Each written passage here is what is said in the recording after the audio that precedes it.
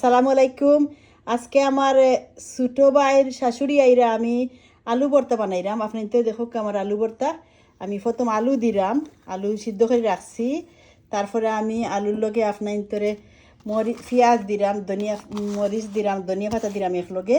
তারপরে আমি মিক্স করলাম, ওই দুটা মিক্স করলাম আলুরে। তারপরে আমি একটা জিনিস করি, আমি ডিম আর আলু ভর্তা একলগে বানাই। মাঝে মাঝে সেপারেটও বানাই, মাঝে মাঝে আলু ভর্তা বানাই। এখন আমি ওদেরকে আমি ডিম 3টা দিলাম, ডিমের লোকে আমি মিক্স করবো সব কিছু।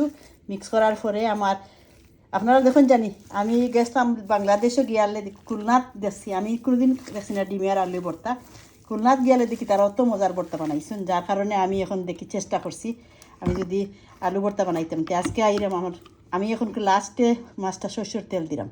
দেখলাম সরষের তেল দেওয়ার পরে আমি মাত্র 1 মিনিট ধনিয়া পাতা দিলাইছি, পেঁয়াজ দিলাইছি, সবটা দিলাইছি। এখন 1 মিনিটে আমার আলু ভর্তা ফিনিশ শেষ হয়ে গেছে। আপনারা যদি ভালো লাগে আমার চ্যানেলটারে সাবস্ক্রাইব করেন জানি।